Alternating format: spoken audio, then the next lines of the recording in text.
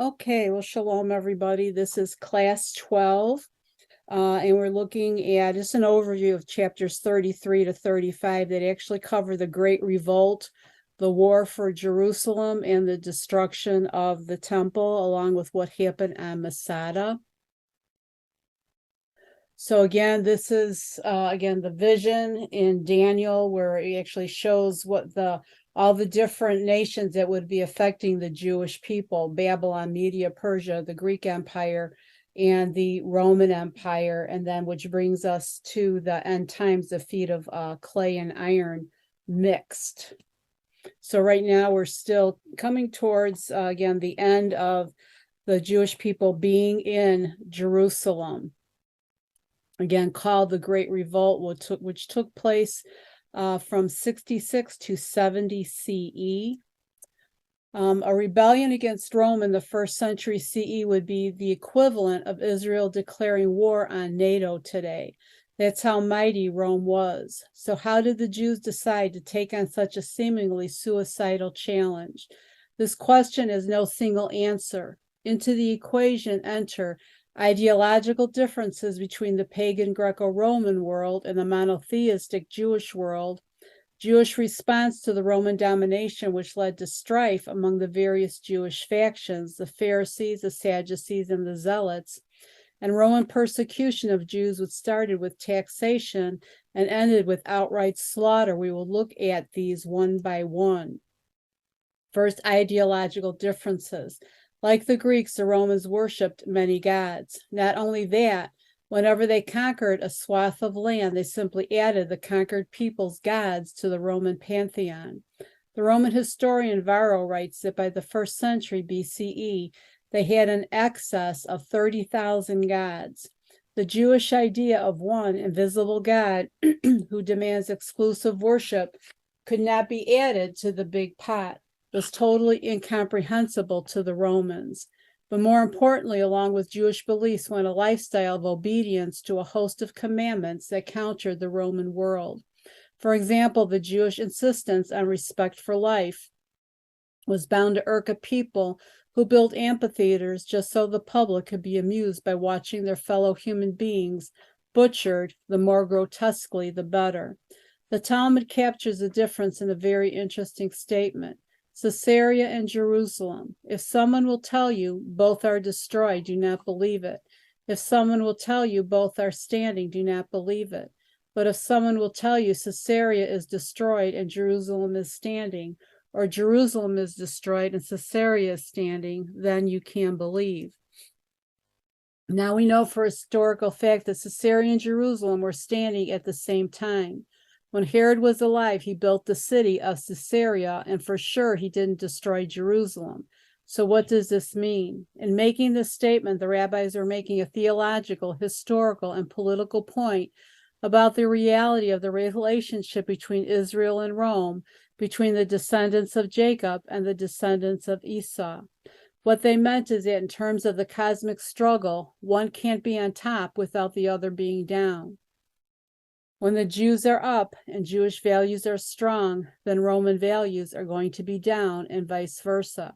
That's the cosmic struggle for the soul of humanity. Strife among the Jews.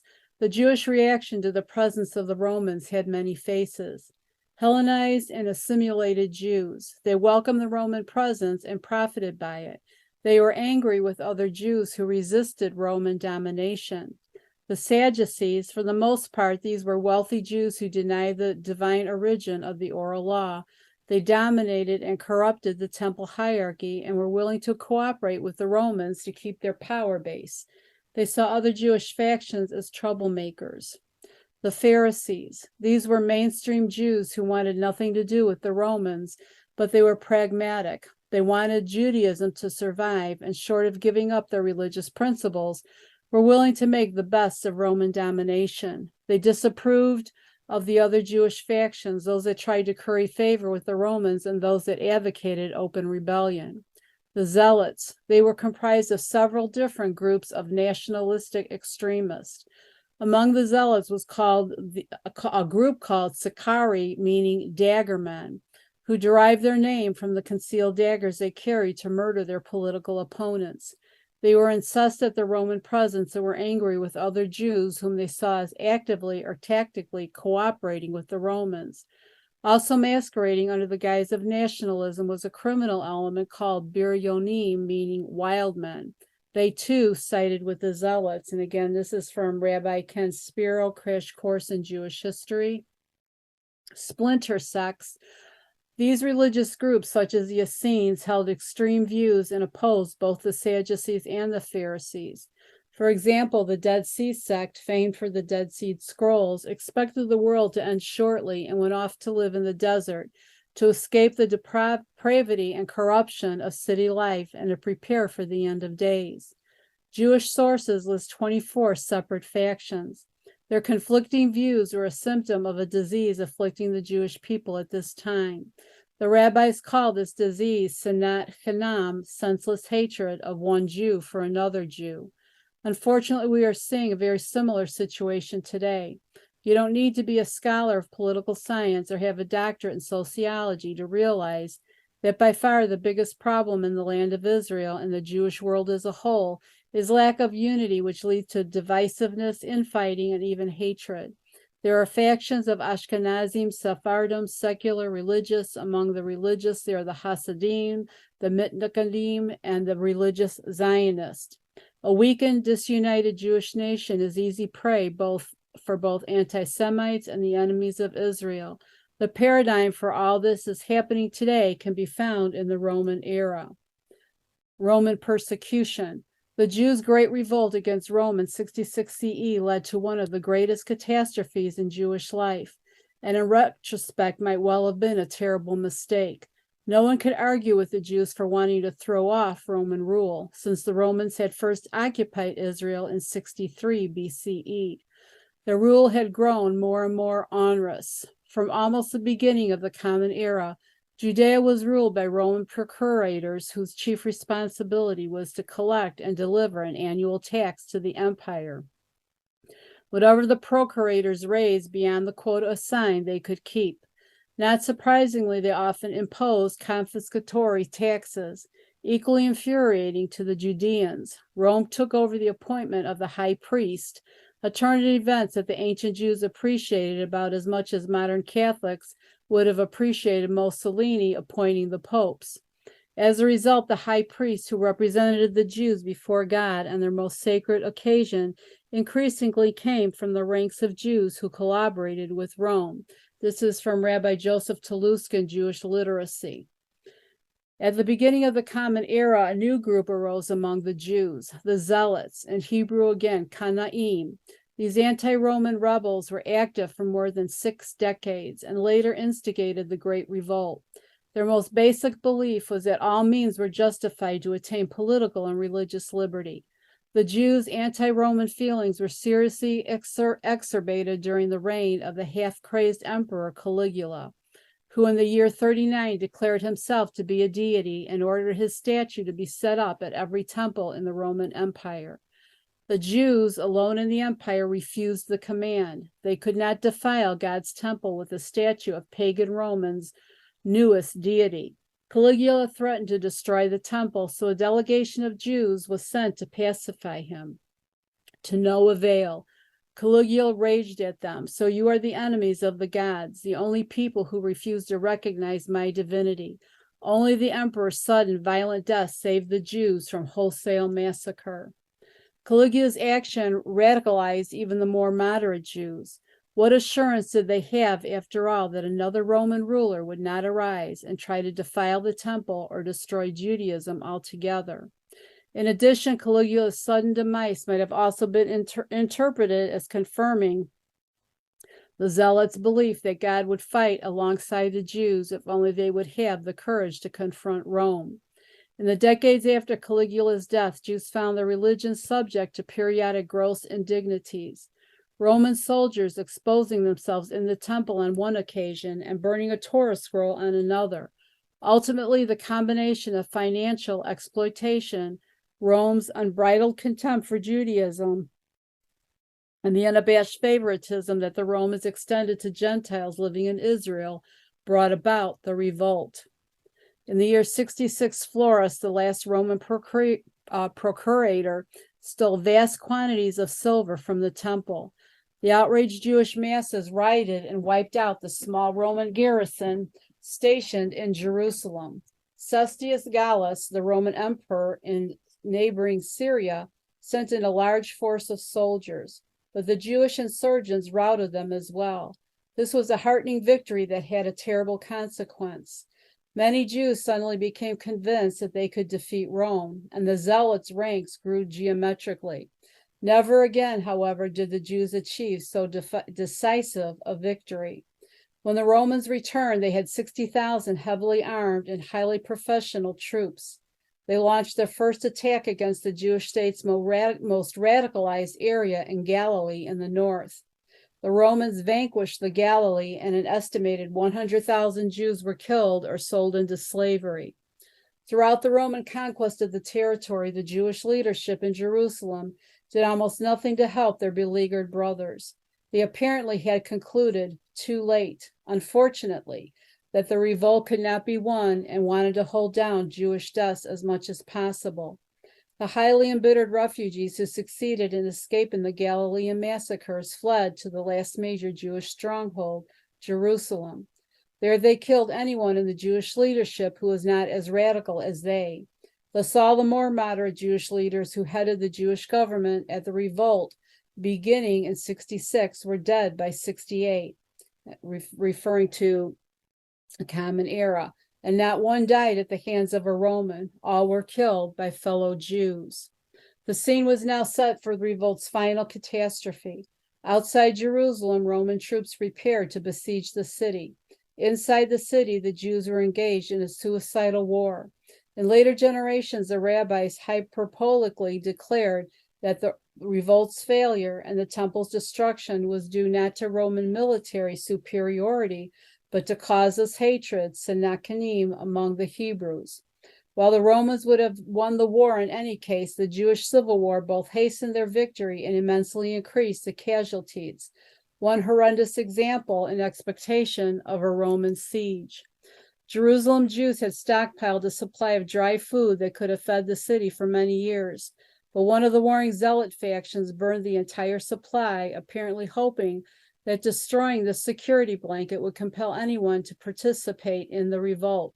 The starvation resulting from this mad act caused suffering as great as any of the Romans afflicted. Now, here's just a couple pictures. This would have been the altar where the sacrifices were built. Again, you see the destruction going on, and also an overview of the temple and Jerusalem being burnt. The following videos are for the purpose of education and were produced by Invicta via YouTube in order to visually show this important event in Jewish history. Yeshua said this would happen. Matthew 24, 1 and 2. Now when Yeshua went out and was going away from the temple, his disciples came up to point out to him the temple buildings. Don't you see all these? He responded to them, Amen, and I tell you, not one stone will be left here on top of another. Every one will be torn down. Luke 21, 20 to 24. But when you see Jerusalem surrounded by armies, then recognize that her desolation is near. Then those in Judea must flee to the mountains, and those inside the city must get out, and those in the countryside must not enter her.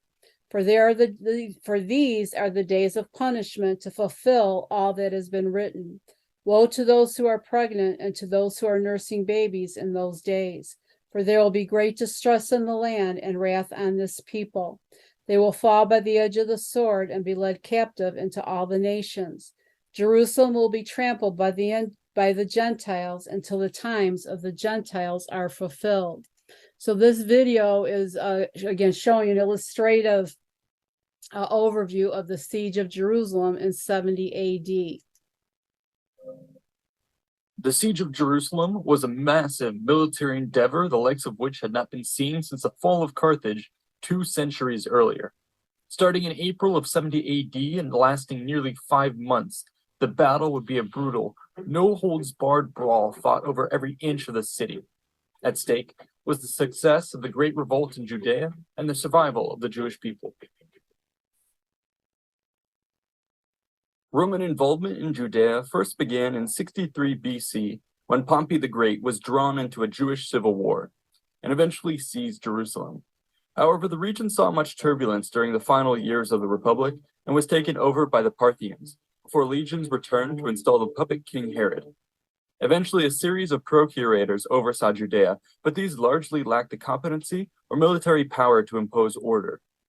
Roman authority was highly dependent on local elites who themselves often lacked the confidence or respect of the Jewish people. On top of this, the population of Judea was divided across lines of class, ethnic, and religious divisions. As a result, the region was highly unstable. Revolutions seemed perpetually around the corner. In May of 66 AD, rioting amongst the people was met by the heavy-handed overreaction of the Roman procurator Florus, who only further incensed the situation by plundering southwest Jerusalem and killing 3,600 people.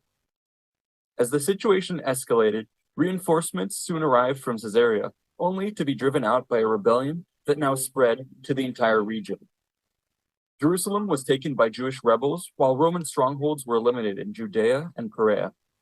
Roman efforts to combat the uprising were led by Vespasian and his son Titus, under orders from the Emperor Nero.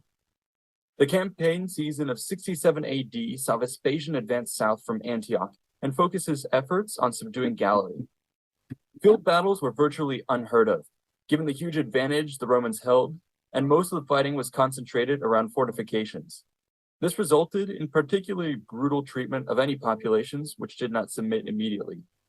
Rome often acted particularly strict to make a point. During the 68 AD offensive in Judea, for instance, cities downstream of the Roman army learned of their approach not by messengers, but by the arrival of bodies floating down the Jordan River.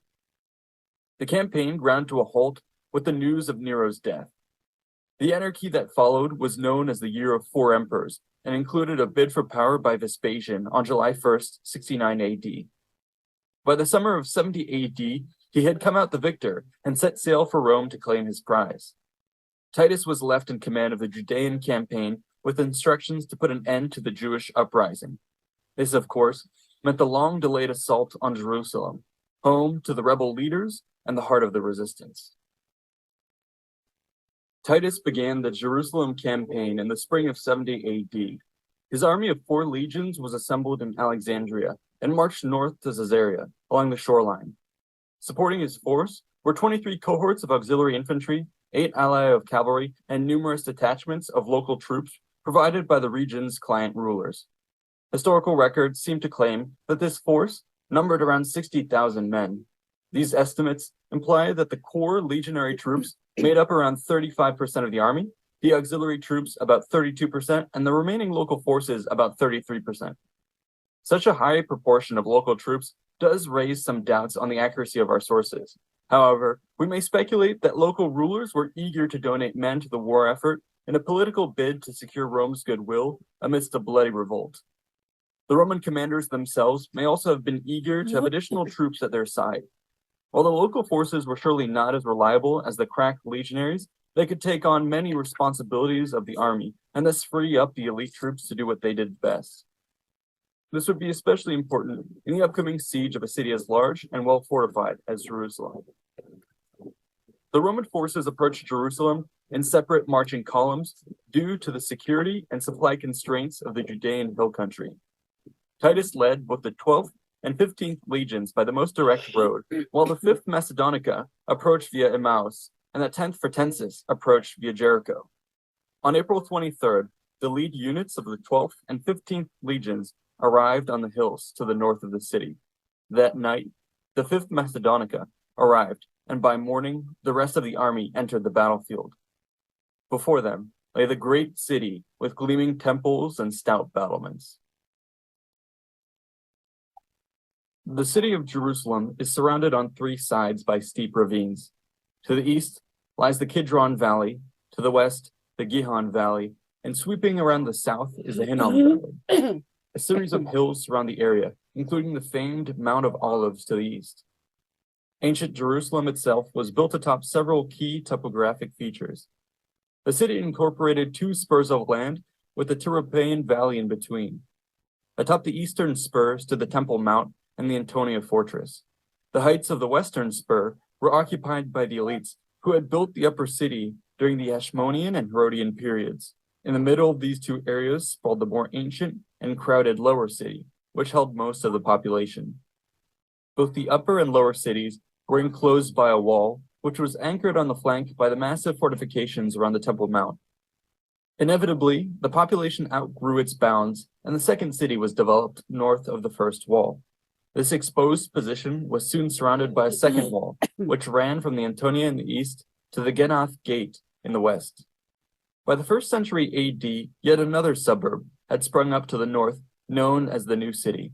Once again, expansion necessitated fortifications, and in 41 AD, Herod Agrippa commissioned the construction of the third wall.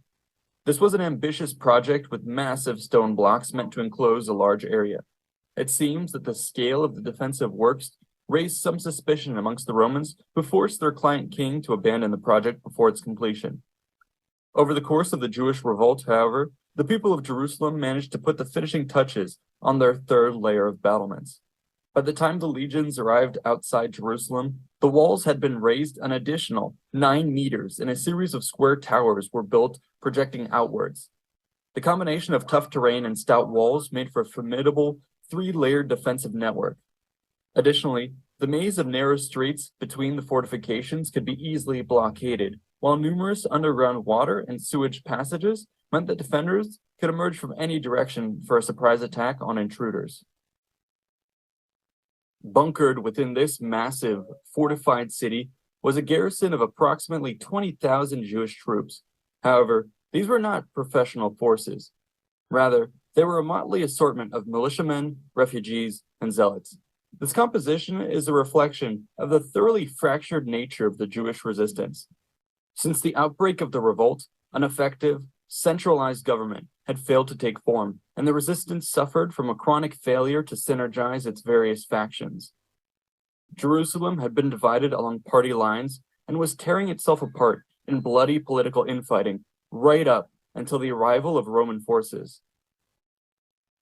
The principal leaders were Simon Giores, who laid claim to the upper city, and John of Gischala, who was based out of the Temple Mount. Simon led the larger of the two forces, which included 10,000 men under 50 officers and 6,000 allied Idumeans under 8 commanders. These troops garrisoned the first wall from the Kidron all the way to the Palace of the Kings. On the other side of the city, John had an armed following of around 6,000 men under 20 officers and was joined by Eleazar with his 2,400 zealots. These forces held the Temple Mount, along with the surrounding neighborhoods, including the Ophel and the Tyropaean Valley. Traditional Jewish fighters were lightly armed and armored. They fought at range with slings, bows, and javelins before closing in with spears, swords, and clubs. While agile and determined, they often stood no chance in a straight-up engagement against Roman forces, especially heavy cavalry. However, the Jews in Jerusalem were much better prepared than was typical. They had been amassing equipment from Jewish workshops, Herodian armories, arms dealers, deserters, and defeated enemies. A substantial amount of gear had been gathered from the defeated Romans at Beth Horon, including an array of artillery pieces. In addition, the confused mess of siege warfare would negate many of the advantages a Roman force would enjoy in a field battle. Lastly, it must be said that the morale of the defenders was strengthened by the inevitable survival instincts that took hold when a city resolved to fight or die. While considering the armies as important, we would do well to remember that sieges are battles of attrition. As such, it is necessary to ask about the food and water supplies. Fresh water, at least, was not of immediate concern, owing to the presence of numerous cisterns around the city, as well as several massive pools which trapped rainwater. Food, on the other hand, was in short supply. During the infighting that preceded the siege, many of the grain stores had been raided or destroyed by opposing parties. In addition, the already huge population of Jerusalem had swelled to dangerous levels in recent weeks with the arrival of pilgrims celebrating Passover. The non-combatant populace far outnumbered the armed defenders and imposed severe limitations on the length supplies could last. Once the Romans closed in on Jerusalem, the countdown began. The Roman army had undergone a long march to reach Jerusalem. Titus recognized that his men were exhausted and ordered that they construct preliminary camps out of range of the city. The 12th and 15th legions, who had arrived from the northeast, began to set up a kilometer away, atop Mount Scopus, with another camp planned for the 5th Macedonica, 550 meters further back. As the legions moved into place, Titus rode ahead to personally survey the defenses.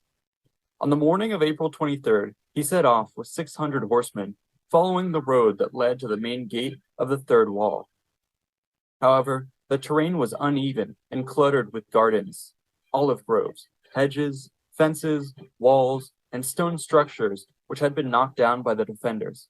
In other words, he walked into a maze of obstacles. All of a sudden, Jewish forces burst out of the gate and swarmed the Roman column, cutting it in half. Cavalrymen in the rear bolted out into the open country they had come from. Meanwhile, Titus and his escorts were left behind. The general had neglected to wear his helmet or breastplate for the expedition, but nonetheless drew his sword and led a charge to break out. According to Josephus, he, quote, diverted those perpetually with his sword that came on his side, overturned many of those that directly met him, and made his horse ride over those that were overthrown, end quote. The encounter was a close call, but ultimately the Romans were able to cut their way through, though they lost several men and left many injured. Titus was likely shaken by the event and eager to get the siege underway. He ordered the 10th Fretensis to move even closer and began constructing entrenchments atop the Mount of Olives. However, the Jews were emboldened by their near success and decided to follow up with a massive assault. Sorties poured out of the eastern and southern gateways, their sights set on the working legionaries. Fighters streamed across the Kidron Valley and descended upon the half-built camp of the 10th Fretensis. The Romans were caught completely off guard. Jewish troops started cutting down their disorganized opponents, while more reinforcements rushed out from the city to complete the rout. Titus attacked the flank with his bodyguard, which was enough to force the mob back down the ravine. The 10th Fretensis resumed work, only to come under a second assault from Jews who had been steadily bringing in more and more men. This ferocious attack overwhelmed the Roman force on the low ground. Many of the soldiers fled for the heights, while Titus and a band of troops attempted to hold the line.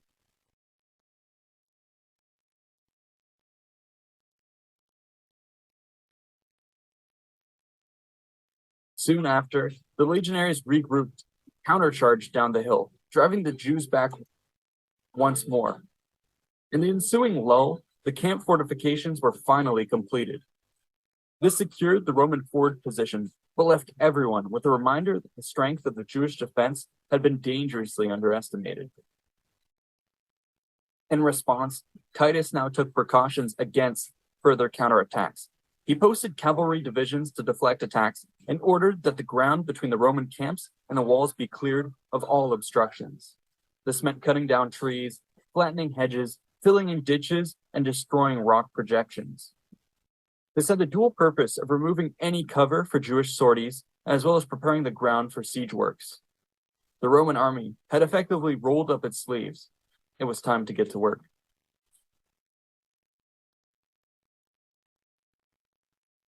Titus recognized the hardship of attacking from the east, where the ravines were steepest. As a result, he decided to focus on the western flank of the third wall. The 10th Fretensis was left to hold the Mount of Olives, while the 3 remaining legions were redeployed.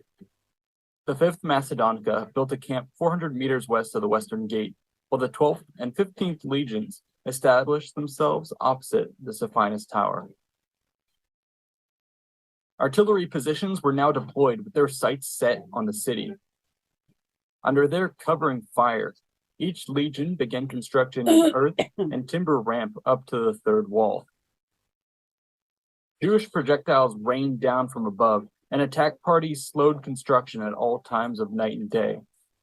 However, the concentrated might of the 3 legions with artillery support proved too much.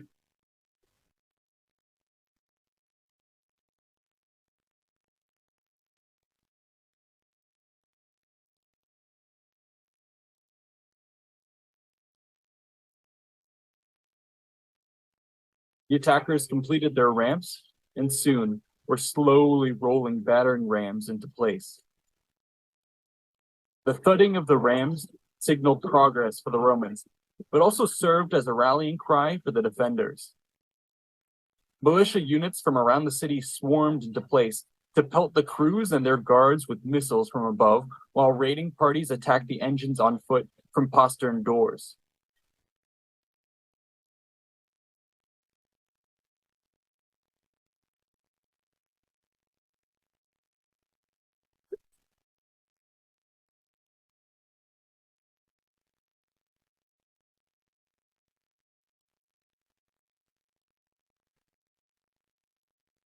Brave defenders fought their way up to the rams' protective sheds and were poised to destroy the equipment before Titus led a cavalry attack to drive them off.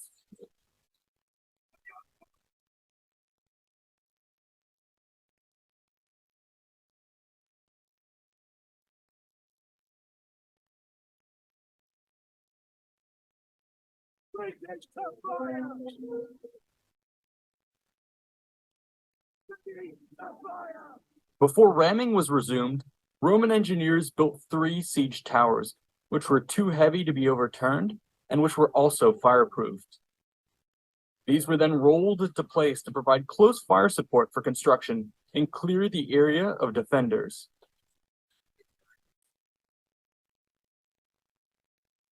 On the 15th day of the siege, the rams broke through the third wall.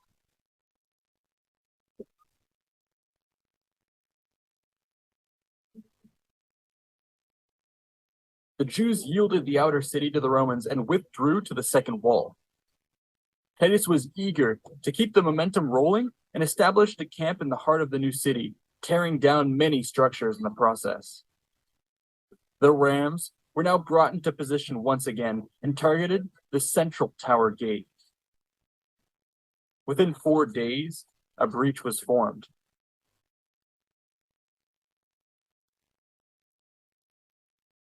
The legionaries formed up and advanced through the narrow gap. However, they were met with an eerie silence. As the troops advanced cautiously through the seemingly deserted streets, they were all of a sudden attacked from all directions.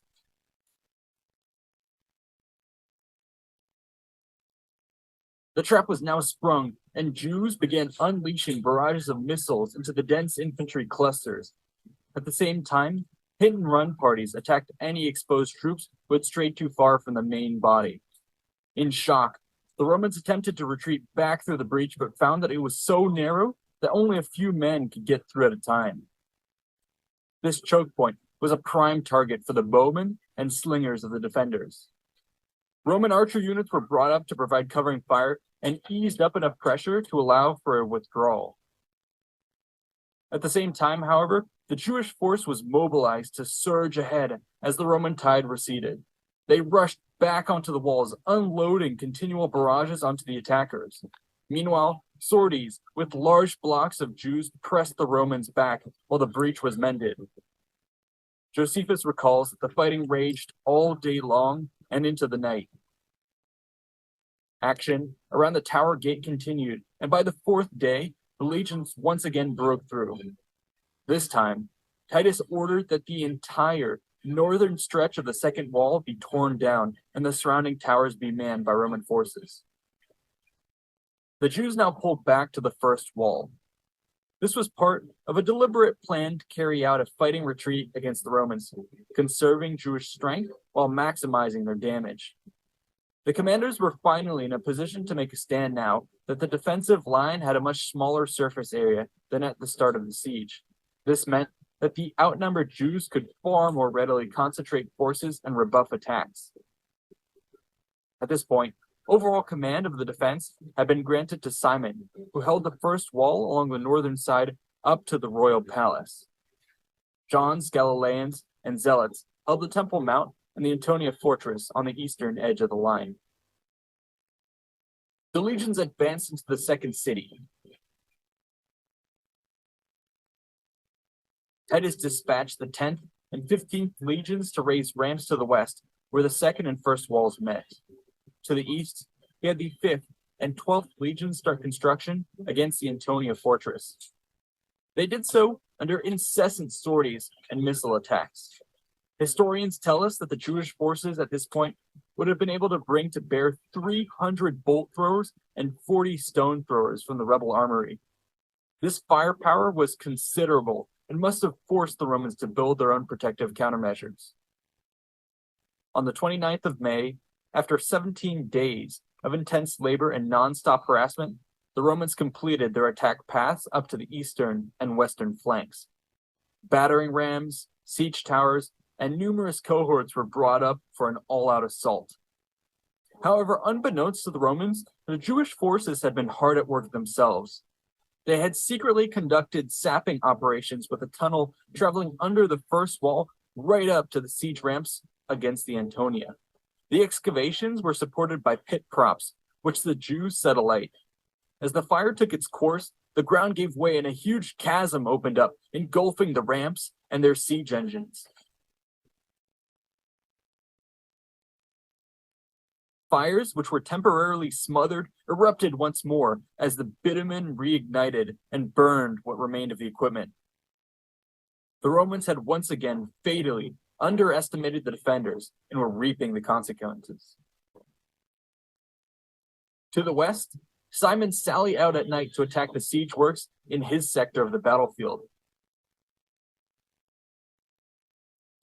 The brave rebels beat back resistance and fought their way to the ramps, setting their sheds alight. The fires alarmed the legionaries, who saw their hard work going up in smoke and rushed in to try and pull the rams out of harm's way. They were met by Jewish reinforcements streaming out from postern gates, and a pitched battle ensued. A deadly tug of war followed over the rams, with the rebels finally managing to complete their destruction. The demoralized Romans pulled back. Sensing an opportunity, the Jewish forces swarmed out of the city in pursuit, driving the legions all the way back to their camp. The retreat was stabilized when once again Titus rode to the rescue with his cavalry. Fierce fighting ensued, but the rebels were finally pushed back to the first wall.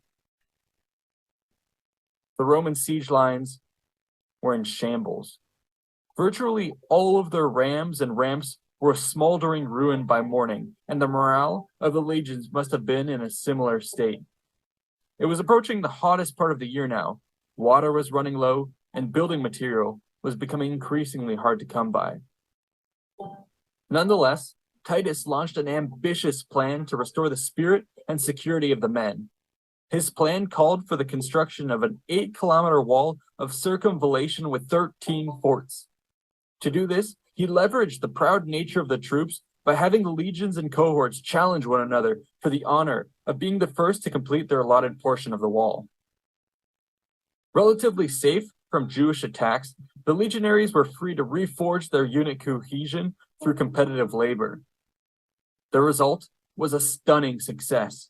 Within 3 days, the entire structure was completed.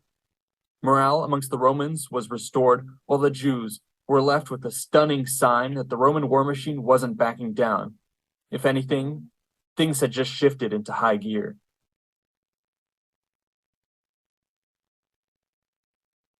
With the completion of the wall of circumvallation, the noose around Jerusalem was finally pulled tight.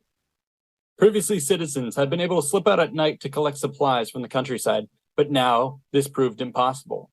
Any rebels caught outside the walls were crucified as a terrifying example of Rome's wrath, while even those who defected willingly were often gutted by troops who believed their stomachs would be filled with precious items ingested for concealment. Inside, the food situation rapidly deteriorated. The defenders were reduced to eating pets and boiling hay. Disturbing reports also mentioned instances of infantile cannibalism taking place.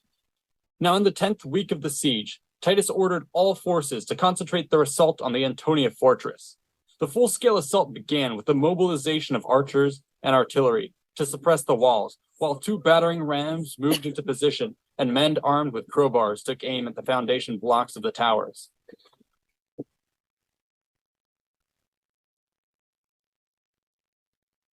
Despite great efforts made the first day, the Romans were forced to withdraw for the night without making any noticeable gains. Unbeknownst to both sides, however, the heavy activity in the area took a toll on the structural stability of the fortress. The mine, which had previously brought down the Roman siege ramps, had also undermined the Antonia. A heavy rain, combined with the pressure of the men and the machinery at work, provided the straw that broke the camel's back. In the dead of night, the northern wall of the fortress collapsed. At first light, the Romans positioned themselves for a direct assault through the breach. Once again, however, the Jews were one step ahead and had already constructed another secondary wall on the other side. Unwilling to give up the nighttime gift, Titus asked for volunteers to tackle the fortifications head-on. A handful of brave men volunteered, no doubt encouraged by the promise of rich reward. This gang took heavy fire as they ran up to the barricade, but managed to scramble over the top. The attackers proved too few, and with no reinforcements on the way, were inevitably slaughtered. The failure of this mission in full sight of the Roman army sapped their will to fight. A tentative stalemate ensued. 2 days later, in the early morning, 24 enterprising Romans, including a standard bearer from the 5th Macedonica and a trumpeter, decided to attack on their own initiative. The men silently climbed the ruins of the Antonia fortress and slit the throats of the sentries. With the barricade now secured, the trumpeter sounded a signal. This blast within the walls threw the Jews into a panic as they jolted awake from their sleep. Imagining that the entire Roman army was upon them, they fled to the Temple Mount. Meanwhile, the Roman command was equally confused, but knew something had to be done. Titus, along with his officers, collected picked men from the units and immediately sent them towards the sound of the trumpet. When the Jews realized that the Romans were not hot on their heels, cooler heads prevailed and they rallied. Militias streamed into the courtyard as it soon became apparent that the real Roman forces would now certainly be on their way. If they gained a foothold in the sanctuary, all was lost. Both sides realized that this was the case and plunged into the darkness towards the passages linking the Antonia to the Temple Mount. Brutal fighting occurred in the close-quarter confines that dragged on for nearly 10 hours. In the end, the fury of the Jews, fed by constant reinforcements, prevailed over the Romans, who sounded the retreat, thus ending the first battle of the Temple. Titus ordered the men to raise the Antonia on his side of the battle lines, and within a week was ready to renew the attack. 7,200 legionaries, picked from 30 of the best troops from each century, were mustered at night on July 17th. These men silently shuffled towards the ruins of the Antonia for a surprise attack. Jewish sentries, however, picked up on the advance and sounded the alarm. In some areas, Roman forces were able to cut their way past the previous week's high water mark. However, in the obscurity of the night, chaos reigned. This was made even worse by the fact that the rebels had equipped themselves with captured Roman gear to the point that many legionaries and Jewish units ended up bumping into and fighting friendly forces. The combat was so confused that it proved virtually impossible to capitalize on any gains either side made. When the sun eventually began to rise, some degree of order was finally restored. Josephus reports that both sides now separated and drew up into ragged battle lines at the edges of the sanctuary's northern edge. Missiles began to fly, and a savage pitched battle developed. Titus attempted to orchestrate an organized attack, but the tight confines again rendered this futile.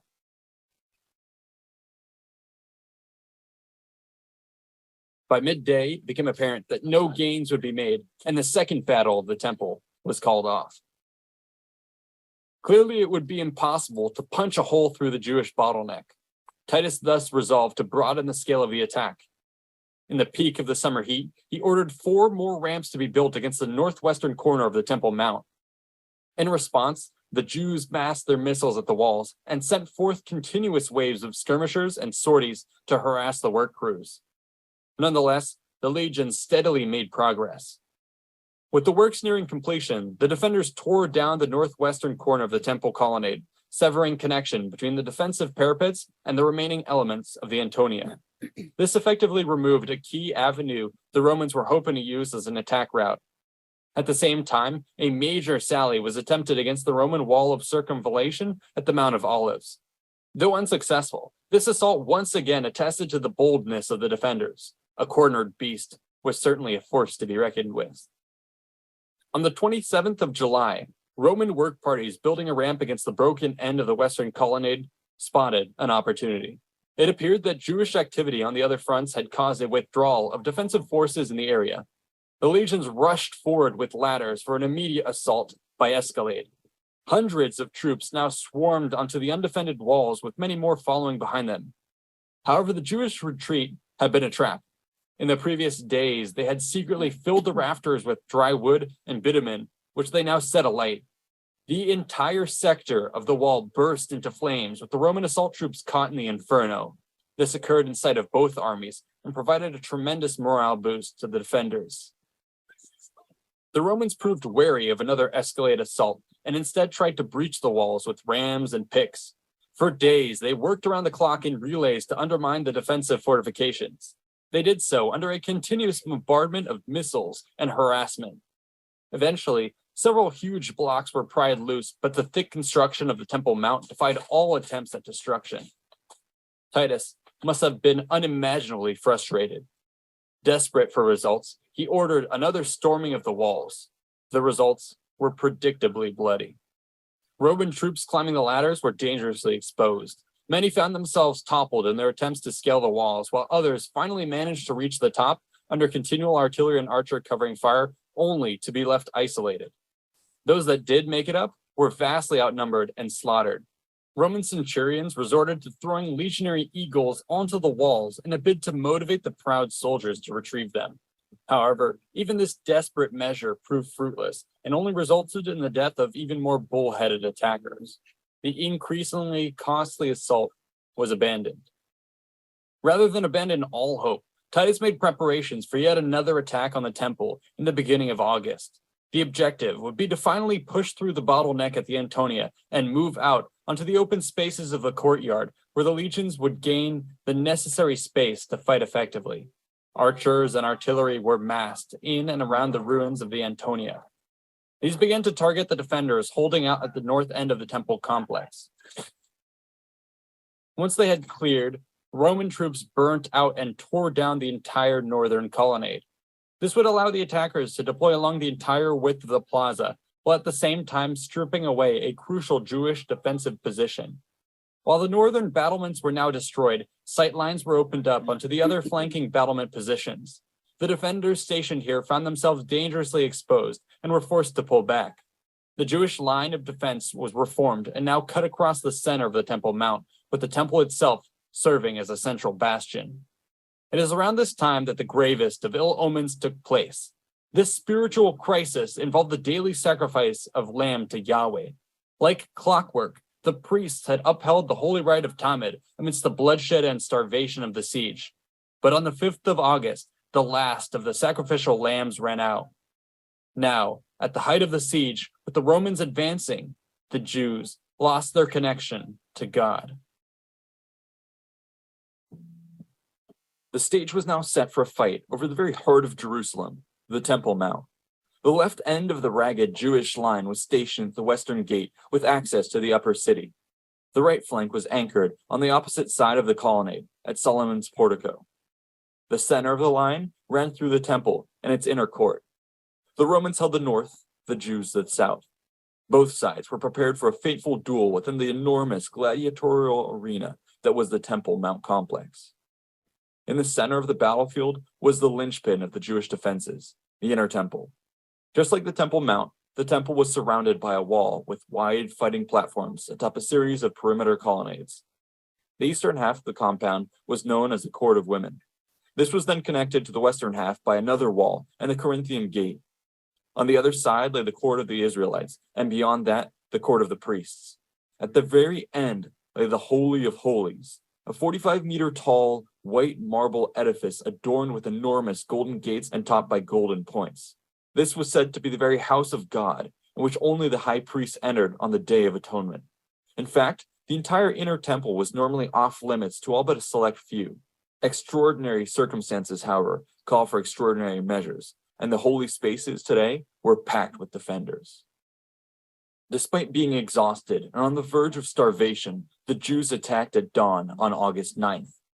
Troops burst out of the eastern gate and rushed the Roman lines in force. The surprised legions reeled from the punch, but managed to hold their ground. Once more, Titus had his cavalry mount up and charge across the open ground. The small group of horses crashed into the Jewish mob, sending shockwaves through the mass of men. However, the attack failed to dissuade the rebels, and the Third Battle of the Temple began. This engagement was characterized by a confused series of attacks and counterattacks along the eastern end of the sanctuary. Jewish defenders offered supporting fire from atop the nearby temple rooftops, while their Roman counterparts did the same from their own rear lines.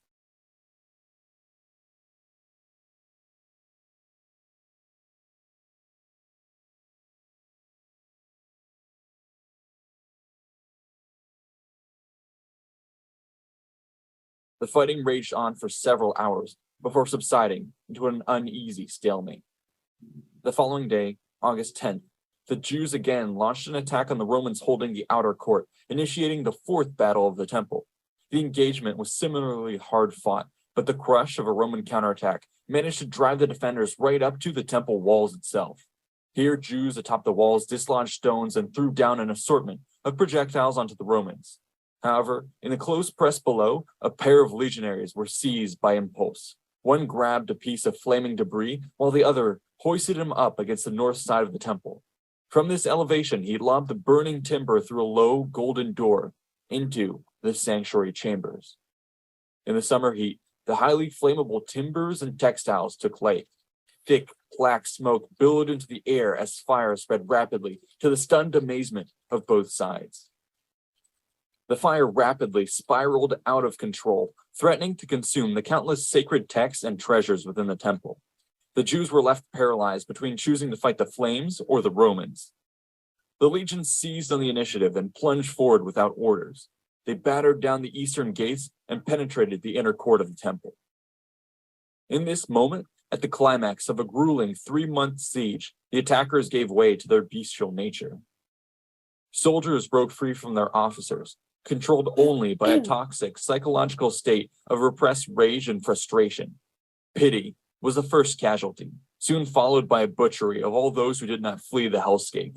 The young, the old, the helpless, all were put to the sword. This bloodlust would only be matched in intensity by greed. Roman soldiers plunged into the flaming complex, intent on making off with treasures inside. The frenzy reached a fever pitch where Roman troops were being trampled to death by their comrades. The arrival of Titus seemed to have little effect on the state of the men.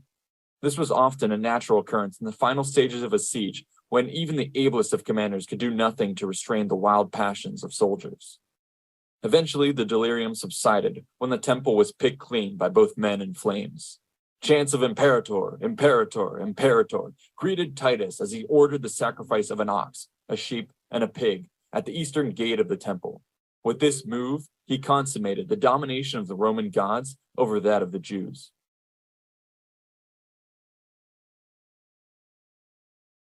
Though the Temple Mount had fallen, Jewish resistance in the rest of Jerusalem had not. Simon's militia and those who had escaped the smoldering ruins of the temple regrouped atop the entrenched positions in the upper city and Herod's palace. From here, they faced off against the legions across the Tirapane Valley. A parley was held atop a bridge linking the two sides. The Jewish commanders, Simon and John, attempted to bargain for their free passage out of Jerusalem. Titus, however, was emboldened by his recent victory and demanded no less than an unconditional surrender. When talks broke down, the legions were unleashed on the lower city in a demonstration of force.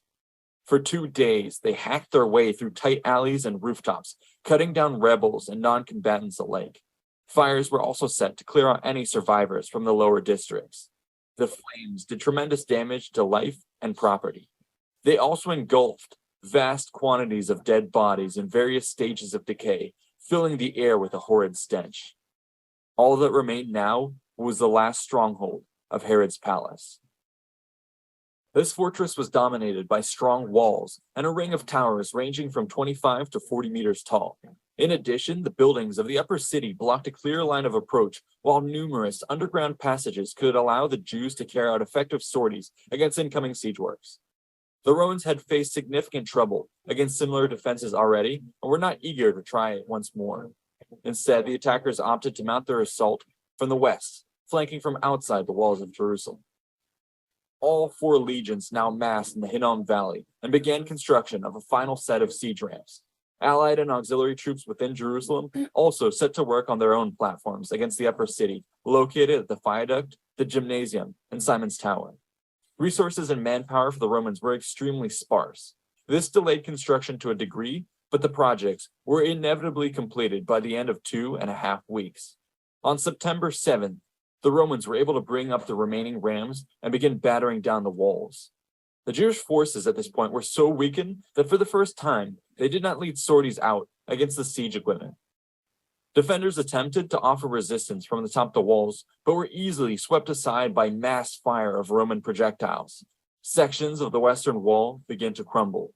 Legionaries punched their way through the breaches against a defensive force that was quickly disintegrating. It seems that the reality of a final defeat swept in with the Roman troops and captured the battlements more quickly than any sword could. The high towers of the Hippicus, the Phasael, and the Miriam were all abandoned as survivors either gave in to the inevitable or went to ground. The Jewish leaders, along with groups of dedicated fighters, ran in all directions, desperately seeking to find a way through the Roman lines. Many were caught by Roman street patrols, while others resorted to crawling through sewers or even attempted to tunnel their way out of the city. In the end, both Simon and John were captured alive.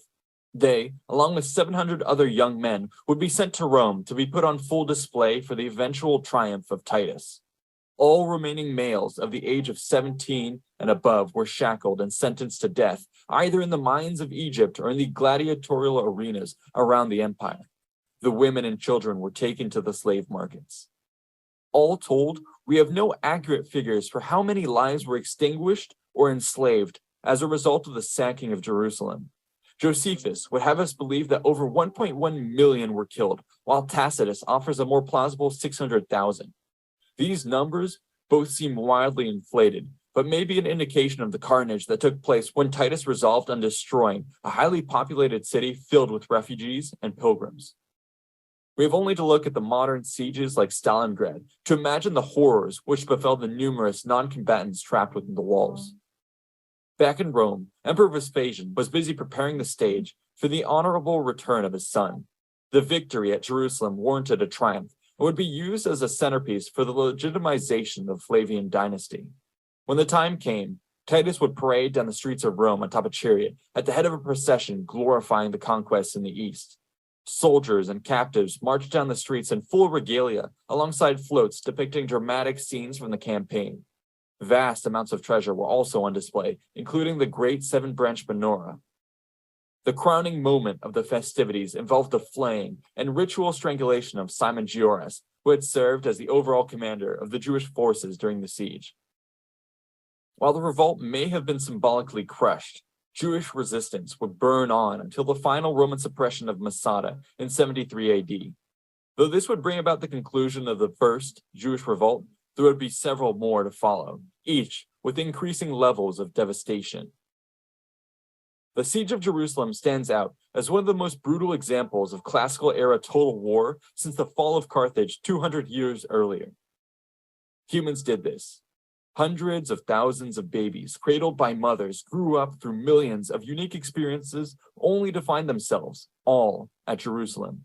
Each of their stories worthy of its own novel, unraveled one way or another over these 3 months and have, through the great filter of history, been reduced to a reference in this very sentence.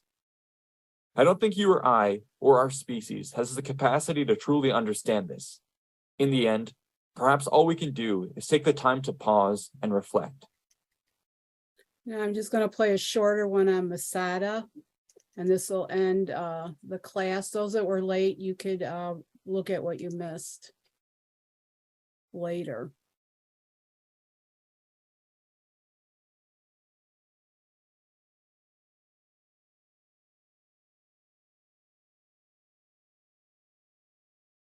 Okay.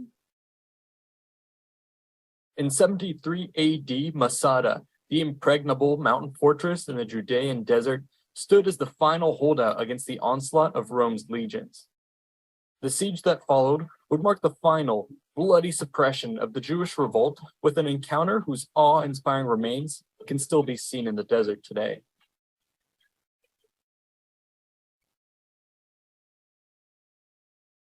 Prior to the Jewish revolt, Judea was a minor Roman province under the administration of a procurator and under the overall control of the governor of Syria. The region had long been divided along ethnic, religious, and class divisions, and was made even more unstable by a Roman authority which lacked the competency or military power to impose proper order. Simply put, the region was a highly combustible powder keg waiting to go off. In 66 AD, a local riot in Caesarea morphed into an anti-tax protest which challenged Roman rule. In response, the procurator Gessius Florus responded with heavy-handed retribution, plundering southwest Jerusalem and killing 3,600 people. The revolutionary spark was lit, and the situation quickly spiraled out of control. A wave of communal violence surged through the entire region, with the population of Judea splintering along its divisions. Amidst the chaos, the Jewish rebels drove the Romans from Jerusalem and eliminated garrisons throughout the province. This included the capture of the fortress at Masada by radical Sicarii rebels. The Great Jewish Revolt would last 8 years and involved the personal command of 2 future emperors, Vespasian and his son Titus. Incredible amounts of blood would be spilled in a campaign that revolved primarily around sieges. This was epitomized by the epic siege of Jerusalem in 70 AD, which Josephus claims killed 1.1 million people, with another 97,000 captured and enslaved. While these numbers are dismissed by historians, they do attest to the intense levels of violence accompanying the fall of the city and the revolt as a whole. While the destruction of Jerusalem ended the organized resistance of Jewish forces, the fires of revolution still burned in the fringes of Judea, where the die-hard rebels holed up in fortresses refused to surrender. When Titus set sail for Rome in 71 AD, he left the new military governor, Lucilius Bassus, to conduct mopping up operations. Bassus took command of the 10th Fretensis Legion and marched first on the garrison at Herodium, followed swiftly by Hebron. He then swung the legions around the east side of the Dead Sea to take the hill fortress of Machaerus, before returning west to destroy 3,000 rebels hiding in the forest of Jardis in the Jordan Valley. Now, only the stronghold of Masada remained. However, Bassus soon died of natural causes, and the legion returned to its new base at Jerusalem, before setting out with a new commander, Flavius Silva, in 73 AD. This force now marched south, intent on terminating the last of the Jewish resistance. Masada lies 2.4 kilometers from the Dead Sea on a barren, flat-topped limestone mountain amidst a desolate landscape. On its eastern side, the summit rises 140 meters above the desert floor, roughly half the height of the Eiffel Tower. Here, a tortuous, zigzagging trail known as the Serpent Path makes its way to the top. By comparison, the western approach is more assailable, and yet even this side towers 80 meters above the surrounding landscape, the approximate height of the Statue of Liberty. As if natural defenses weren't enough, the cleared plateau at the top was ringed with a 1,400-meter-long casemate wall standing 6 meters tall. The wall design was such that it was actually made of 2 parallel layers with a central gap that could be filled with stones or dirt during a siege. Such walls were common in antiquity, as they were cheaper and faster to construct, while also doubling as storage space. In the case of Masada, the outer wall was 1.4 meters thick, and the inner was 1 meter, making for a combined width of 4 meters. The walls were reinforced by 30 towers, spaced out for topographic and strategic reasons. These were generally 6 meters wide and 20 meters tall, with stairs leading to the top. The entire defensive structure could only be crossed at 4 points: the Snake Path Gate, the Water Gate, the Western Gate, and the Cistern Gate. As with all impregnable fortresses, the Achilles heel of any defense would be access to food and water for the defenders. However, Masada was well prepared in this respect. Cut into the rock were numerous cisterns and reservoirs. 12 were constructed in 2 rows along the northwestern slopes with a total capacity of 40,000 cubic meters or 16 Olympic pools. Buildings also dotted the top of the plateau with a series of long storehouses built into the northern complex. These could hold large quantities of corn, oil, wine, dates, and food supplies that would be preserved for long periods of time due to the naturally dry climate. Even if stockpiles began to run low, the open plateau area might be used to grow additional food. It's safe to say that a defensive force could expect to hold out indefinitely against just about any attacker. Unfortunately for the Jews, the Roman army wasn't your average foe. In fact, the Roman force bearing down on Masada had at its core the 10th Fretensis Legion. This unit of 4,800 men was a descendant of Julius Caesar's famed 10th Legion and was adorned with numerous battle honors. Recently, it had been blooded by campaigns in Armenia and was battle-hardened by the siege of Jerusalem. This grizzled legion was joined by 6 auxiliary cohorts and thousands of Jewish prisoners of war. In total, Silva arrived at Masada with a force of nearly 10,000. Bunkered atop the fortress, looking down on the incoming troops, would be a defensive garrison of less than 1,000. Even this number is inflated since a large part of Masada's occupants were actually refugees. These women and children were certainly not dead weight, and could have helped with defensive operations under the guidance of the Jewish commander Eleazar ben Yair. Eleazar was an important figure in the Jewish revolt and was one of the principal leaders of the Sicarii, who now made up the main fighting force at Masada. These troops were a splinter group of the Hebrew zealots, and whose name means literally daggermen. They were fierce resistance forces, made famous for being one of the earliest organized assassination units that would strike their targets in public gatherings before disappearing into the crowd. Such zealots had successfully held the Romans at bay and even defeated them in the past, despite being poorly equipped, and were not to be underestimated.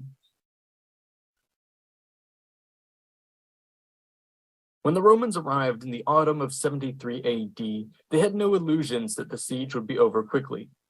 With this understanding, they set up camp on the western approach and went about securing their own position whilst undermining the defenders. First, the Romans targeted the aqueducts serving the fortress and diverted them for their own use. Next, they set to work constructing a wall of circumvallation. This was a textbook Roman operation meant to encircle enemy positions. The fortification would ensure that defenders were cut off from the outside world and help thwart attempts at a breakout. During the siege of Jerusalem, Titus had failed to construct such a wall from the get-go and was harassed mercilessly by Jewish sorties. Silva was determined not to make the same mistake and put his men to work immediately. Using pickaxes and entrenching tools, the Romans quarried local stones and erected a 3-meter wall which ran 3.2 kilometers. This was reinforced by 8 camps and numerous guard posts. In addition, a string of towers helped shore up defenses on the more exposed eastern valley. This impressive network was built in a matter of days and can be clearly seen in the desert today.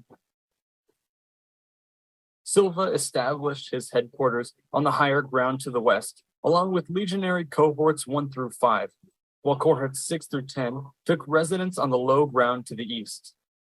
The remainder of the auxiliary forces were then stationed in the surrounding minor camps, thus ensuring that troops completely surrounded the fortress. Now that the attackers had their prey cornered, it was time to close in for the kill. The Romans decided that taking the fortress by force would be necessary, since their own supplies would run out long before those of the defenders.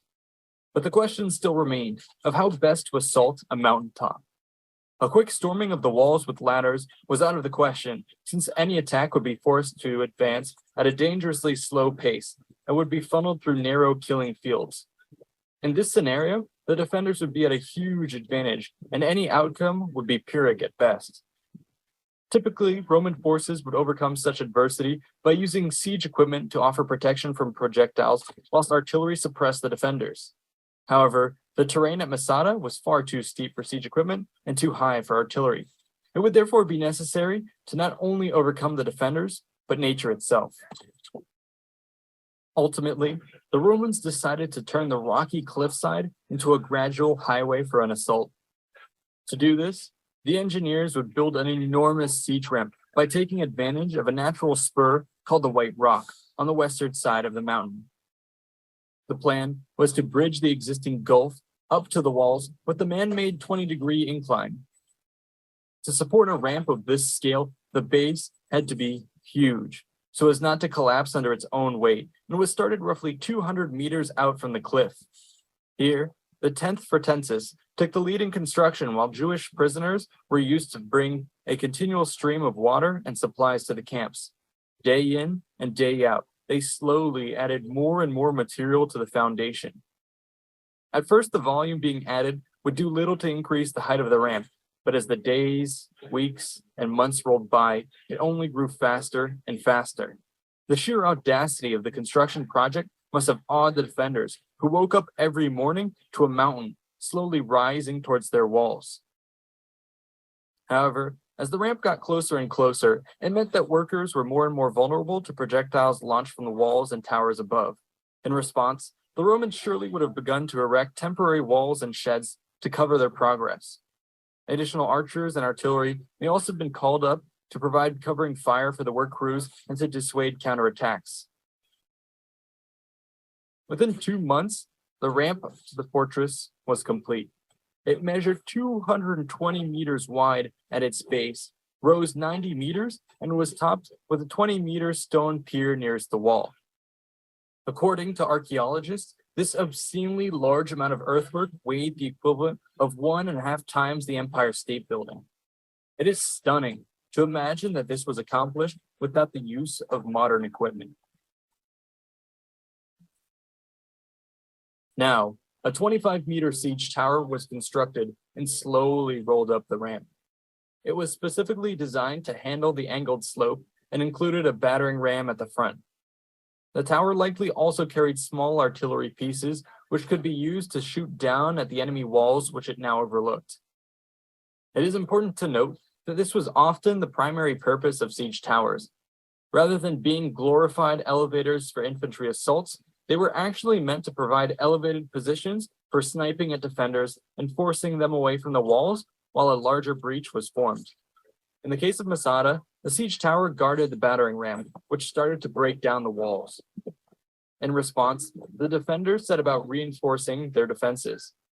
When the Roman ram broke through the main wall, the attackers were faced with a second, hastily erected wall made of alternating layers of wood and earth. This wall proved far more resilient to the battering ram, seemingly absorbing every blow. It was, however, flammable, and so the Romans set fire to the timbers. Though the flames caught on, the wind changed direction and blew the flames back onto the siege tower, setting it alight. The attackers now faced the devastating prospect of having their equipment destroyed without having set foot within the fortress. Fortunes once again shifted, however, and the wind reversed direction, concentrating the fire back onto the inner wall. By nightfall, the defenses were sufficiently weakened, and the legionaries made preparations for a full-force assault the next day. As the sun rose over Masada on the 3rd of May, the 10th Fretensis Legion stormed through the wall and burst out onto the plateau. Rather than being met by screams and shouts, however, they faced a deafening silence. The complex was filled with bodies of dead Jews. According to the historian Josephus, the defenders had accepted the inevitability of their fate and chosen death rather than capture. The grisly details of this mass suicide were apparently recounted by the handful of women and children who evaded the slaughter. More recent historical findings, however, have found discrepancies with Josephus' story and cast doubt on the final fate of the defenders. Nonetheless, the symbolism of a heroic Jewish last stand against oppressors lives on to this day and is a point of pride for the Israeli Defense Force recruits who take a vow never to let Masada fall again. The fall of Masada in 73 AD brought an end to the Great Jewish Revolt, which had raged on for 8 years. The land of Judea now became an independent Roman province under the administration of its own governor. However, the overwhelming use of force did little to quell the tensions which permeated the region. In the following years, the Jews would rise up twice more, only to be beaten mercilessly into submission with immense casualties. According to Cassius Dio, 50 of the most important Jewish strongholds and 985 of the better known villages were razed to the ground. Teaching the Torah was forbidden, and the province was renamed Syria Palestrina. This effectively marked the beginning of the diaspora and extinguished the idea of a Jewish state for the next 1800 years. Throughout the struggle, and especially at Masada, we were confronted with feelings of both great awe and sadness. The feats of engineering displayed by the Romans undeniably capture our imagination, and yet at the same time ring hollow in our hearts given the ultimately destructive purpose of these engines. For me, the siege of Masada and its 2,000-year-old remains are a striking testament to the lengths our species will go to kill one another. As an admirer of the Roman war machine, this is a particularly important reminder of the field of corpses it left behind. Personal human tragedies rarely shine through the fog of history, and we would do well not to forget them. After all, one day, we will find ourselves in such books. Okay, I just want to end there.